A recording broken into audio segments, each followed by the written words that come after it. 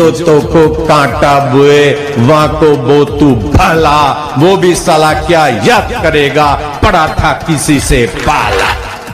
हरिओम। शंखनाद जागरूकता पर आप सभी का स्वागत है। आशा करती हूँ मेरी ये छोटी सी कोशिश, मेरा ये छोटा सा प्रयास आपको पसंद आ रहा होगा। यदि आ रहा है तो शंखनाद की गूंज को, पूज्य बापूजी पर हुए हर षड्यंत्र को देश के हर राज्य, हर क्षेत्र, हर कोने में पहुंचाएं। शंखनाद मात्र एक चैनल नहीं, ये आवाज़ है उन सभी जागरूक साधकों की जिन्हें पूज्य बापूजी का नाम लेकर सब ने अपने अपने स्वार्थ के हिसाब से समय समय पर छला। ये प्लेटफॉर्म उन सभी साधकों का है जिनके आंसुओं का, जिनकी भावनाओं का मजाक उड़ाया गया। चलिए अब आते हैं आज के विषय पर, जो है आश्रम मैनेजमेंट का तथा कथित समर्पण। आश्रम और पूज्य बापूजी का लेकर जो लोग कहते हैं कि एक दिन आश्रम में बिताओ तो पता लगे हम कितनी सेवा करते हैं, तो आज हम आपकी उन्हीं सेवाओं का वर्णन करने वाले हैं।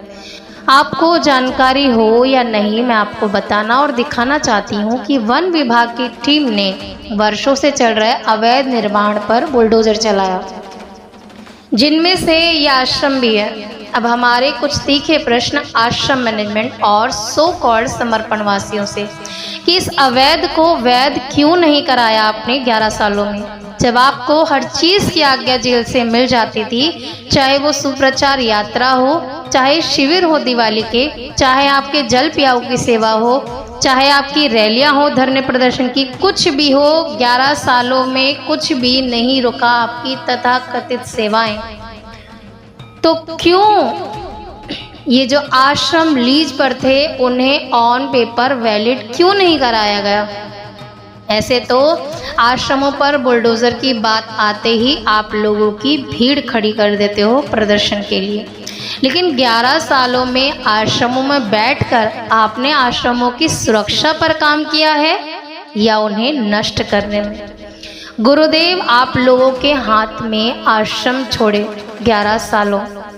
आप तो इतने तत्पर लोग हैं कि जागरूक साधकों को रोकने के लिए तुरंत जेल जाकर पूज्य बापूजी से आज्ञा ले आते हैं। आप तो इतने तत्पर हैं कि जागरूक साधकों के कार्यक्रम को रुकवाने के लिए रातों रात उनके प्रोग्राम्स के टेंट तक उखड़वा देते हैं।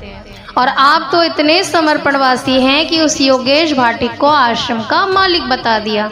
लेकिन जहां बात आश्रमों की सुरक्षा की हो, वहां या तो आप जानबूझकर कुछ नहीं करते और या आप अप्रत्यक्ष रूप से यही चाहते हैं कि आश्रम नष्ट हो जाएं। 11 सालों से न पूज्य बापूजी को आप निष्कलंक लाए और न आश्रम बचा पा रहे, या ये कहूँ आप बचाना ही नहीं चाहते। अब ये खबर आश्रम मैनेजमेंट ऑफिशियल चैनल से प्रकाशित क्यों नहीं करता? क्यों इस बात को साधकों से छिपाया जा रहा है? अहमदाबाद आश्रम के मुद्दे को जब इतना उछाला गया तो आज एक आश्रम पे बुलडोजर चलेगी, इस बात को क्यों छुपाया जा रहा है? ये बात केवल टूल किट ग्रुप में होती है, क्योंकि सरकार के खिलाफ एजेंडा आश्रमों के ऑफिशियल चैनल से थोड़ी ना चलाया जा सकता है। और इन्हीं अनऑफिशियल कामों के लिए ही तो है इनकी टूल किट गैंग और अनऑफिशियल चैनल, जहां से समय समय पर सरकार के खिलाफ एजेंडा चलाए जाते हैं। साधकों को ऐसे नैरेटिव में उलझाया जाता है जिनसे उनका पूरा ध्यान पूज्य बापूजी के केस से हट जाए। यदि आश्रम मैनेजमेंट आश्रमों में बैठकर हमारे पूज्य बापूजी को निष्कलंक लाने की मंशा नहीं रखता और ना आश्रमों की बचाने की कोशिश कर रहा, एक एक करके आश्रमों को ध्वस्त किया जा रहा है, तो अब होगी महाक्रांति, पत्र क्रांति अन्याय के खिलाफ। हरिओम। जो तो को कांटा बुए वहां को बो तू भला, वो भी साला क्या याद करेगा, पड़ा था किसी से पाला।